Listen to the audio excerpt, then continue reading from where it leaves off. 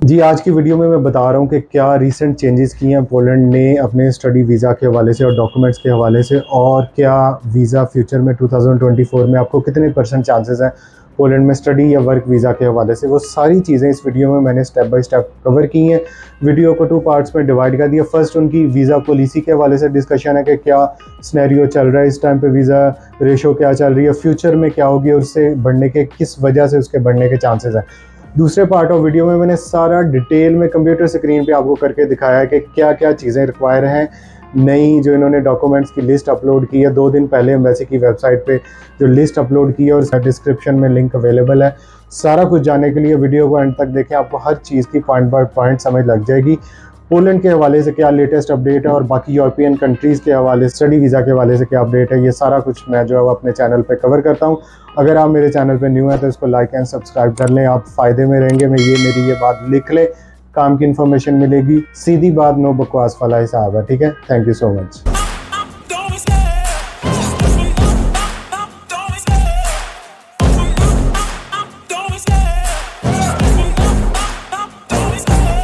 सबसे पहले हम बात करेंगे कि पोलैंड का सीन चल क्या रहा है।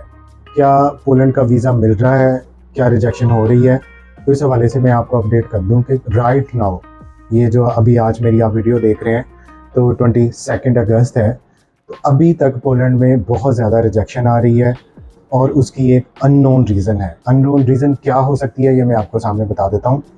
जो पोलैंड की करंट गवर्नमेंट है ये एंटी इमिग्रेंट्स है, एंटी यूरोपियंस है, ठीक है। इनका जो करंट प्राइम मिनिस्टर, अगर हम उसकी बात करें, मैं नाम नहीं यहाँ पे लूँगा, तो इनकी तरफ से कंटिन्यूसली, पहले भी मैं खुद पोलैंड में रहा हूँ, तो ये लोग जो है वो यूरोपीय यूनियन जो इनके फ़ायदे की चीज़ होती है उसको ये मान लेते हैं, और जहाँ पे यूरोपीय यूनियन इनसे कुछ डिमांड करता है वहाँ पे इन लोगों की जो है वो अपना कंट्री की प्रेफरेंसेस जो है वो इनकी जाग जाती हैं, ठीक है। ये लोग इमिग्रेंट्स के बहुत ज़्यादा ख़िलाफ़ हैं। ये एक प्योर रिलीजियस कंट्री है जिसको आप क्रिश्चियन इनका रिलीजन है, ठीक है।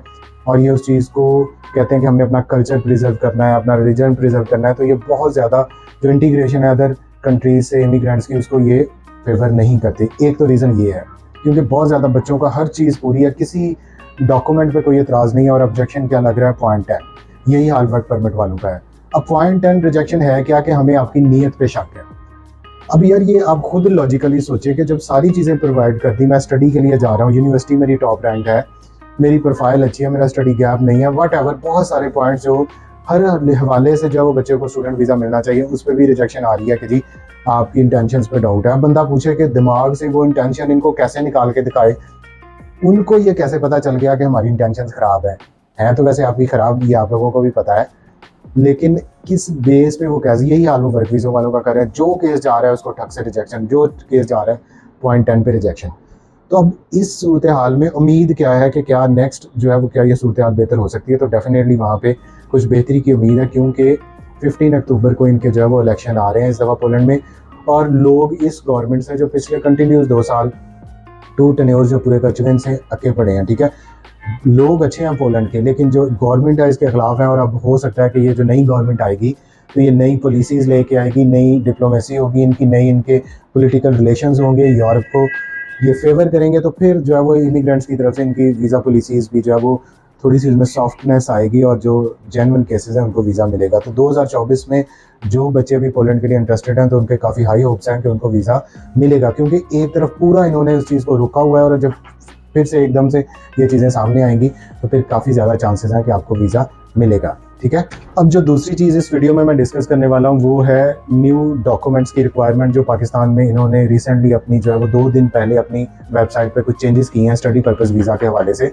तो उसके हवाले से बहुत ज़्यादा बच्चे इस वीडियो का आपको इंतज़ार होगा कि क्या वो रिक्वायरमेंट्स हैं और आप उनको कैसे फिल कर सकते हैं, और कैसे आप उनको पूरा कर सकते हैं, ठीक है।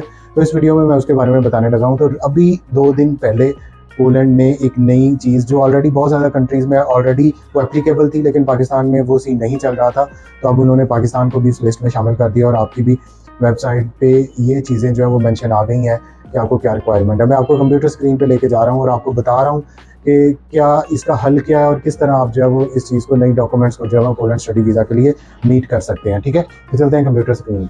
गूगल पे जाके आप लिखेंगे Poland in Pakistan, Poland embassy in Pakistan, तो ये जो इसका फर्स्ट पेज है, ठीक है, तो ये मैं आपके सामने दिखा देता हूँ। ये आपका वो फर्स्ट पेज आएगा, ठीक है। अब यहाँ पे आपने काउंसलर इन्फॉर्मेशन में जाना है, ठीक है। यहाँ पे आप वीज़ा पे क्लिक करेंगे। अब इसके बाद डी टाइप नेशनल वीज़ा है जो 1 साल की वैलिडिटी का पोलैंड देता है यूरोप में, अगर आप जा रहे हैं स्टडी वीज़ा के लिए, ठीक है। अब यहाँ पे what documents do I need to submit, इस पे आपने जाना है। अब यहाँ पे आप नीचे चले जाएं, प्राइवेट वीज़ा, शायद इनमें भी इन्होंने कुछ चेंजेस किए हैं। अब स्टडी पर्पज़ में, अब स्टडी पर्पज़ में जो सबसे मेजर चेंज है वो है पॉइंट नंबर 9, ठीक है, documents confirming the sufficient financial means. अब इससे पहले क्या था वो भी मैं आपके सामने खोल के बता देता हूँ कि यहाँ पे इससे पहले क्या था, क्या डॉक्यूमेंट्स है। तो हम दोनों को साथ जो है वो लेके चलते हैं कि क्या चेंजेस आई हैं। ये मैं आपके सामने अभी इसको दिखाता हूँ।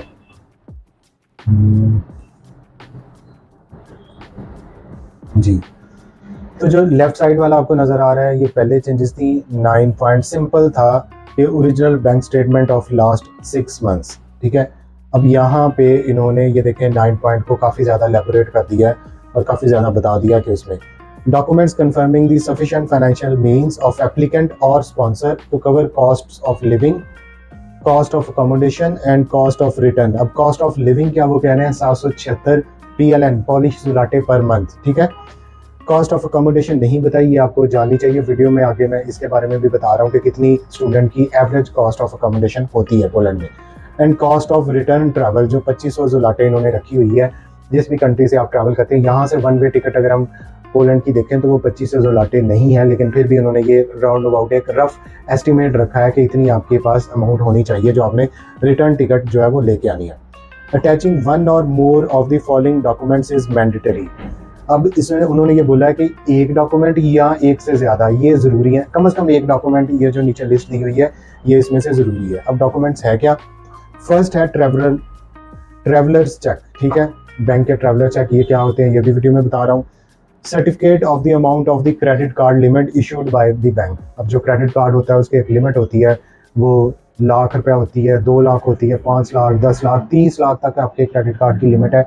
HBL इतनी लिमिट प्रोवाइड करता है, ये बैंक टू बैंक वेरी करती है। फिर उसके बाद आ जाता है certificate of the amount of certificate of availability of money in a bank और a corporate saving and loan association with its registered office in the territory of the Republic of Poland or another European Union member state, a member state of European Free Trade Association, ठीक है। Party agreements on the European Economic Area or the Swiss Confederation confirmed with seal and signature of the bank representative।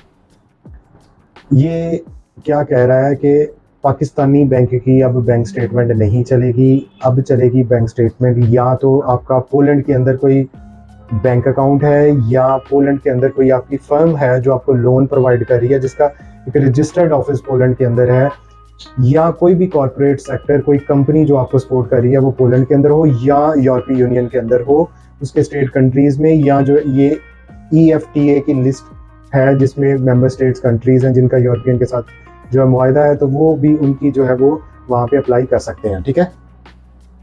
अब उसमें original bank की seal उसके ऊपर लगी है, उसका रिप्रेजेंटेटिव हो। अब एक नीचे और इन्होंने document confirming granting of national और foreign scholarship in case of sponsorship, notarized letter of sponsorship. अगर आप किसी स्कॉलरशिप पे जा रहे हैं तो आपका जो लेटर होगा, स्कॉलरशिप ऑफर लेटर जिसको आप बोलते हैं स्पॉन्सरशिप लेटर, वो नोटराइज्ड होना चाहिए, ठीक है। और उसमें वो सारे travel, living and accommodation expenses जो है वो जो पर्सन वीज़ा के लिए अप्लाई कर रहा है वो सारा कुछ स्कॉलरशिप जो है वो कवर कर रहा है।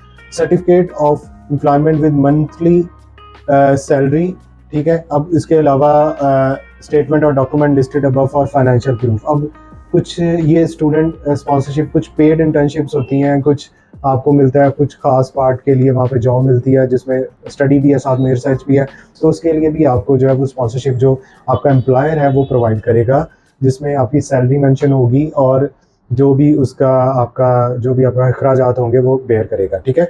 ये चीज़ें आपके सामने मैंने क्लियर कर दी। अब मैं आपको वो बताने लगा हूँ कि फाइनेंशियल मीन्स होते क्या हैं, किस तरह आप इनको जो है वो कवर कर सकते हैं।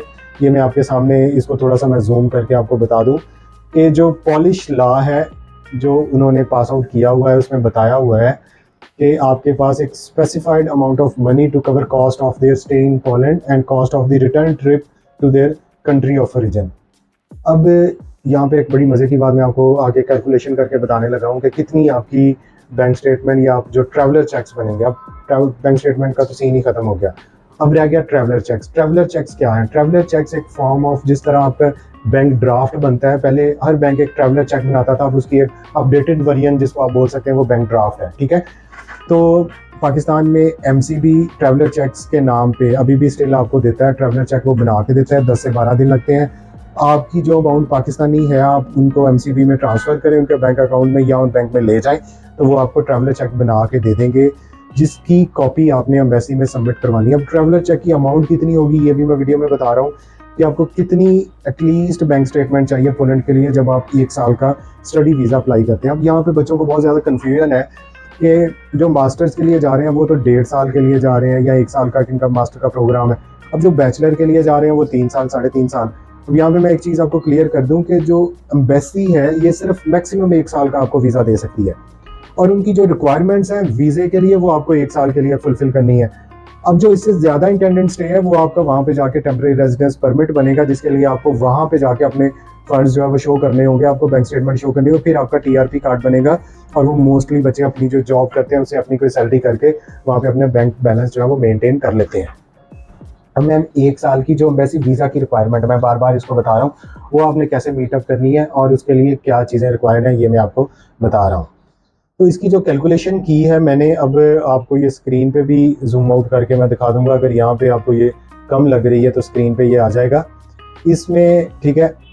हम 1 ईयर की अगर बात करें तो उसमें जो इनकी डिमांड है cost of return from Poland, ये मैंने आपको बता दिया है कि 2500 है। प्रूफ ऑफ फाइनेंशियल मीन्स में आपकी एटलीस्ट 776 PLN पर मंथ, ये आपके पास कॉस्ट ऑफ लिविंग है, जिसमें खाना शामिल है, जिसमें आपका इंटरनेट का बिल है, जिसमें आपकी बाकी चीज़ें हैं।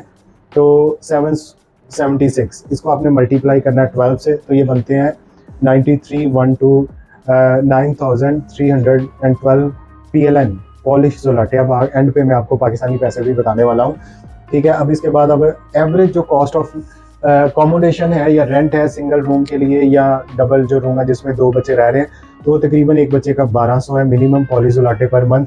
तो आपके अगर इसको 12 से ज़रब दें तो ये 14,400 जो पॉलीज़ोलाटे बनते हैं, ठीक है। 2500 आपने लगाना है अपनी रिटर्न टिकट का, तो जो आपके पास अमाउंट बनती है टोटल वो 26,212 PLN ये आपके पास होने चाहिए, इसके इक्वलेंट आपके पास मनी होनी चाहिए। अब ये आज के रेट के मुताबिक जो पाकिस्तानी करेंसी जैसे डी वैल्यू होती जा रही है और डॉलर और यूरो ऊपर आता जा रहा है, तो इस टाइम पे पॉलीज़ोलाटे अराउंड अबाउट 72 रुपीज़ का है।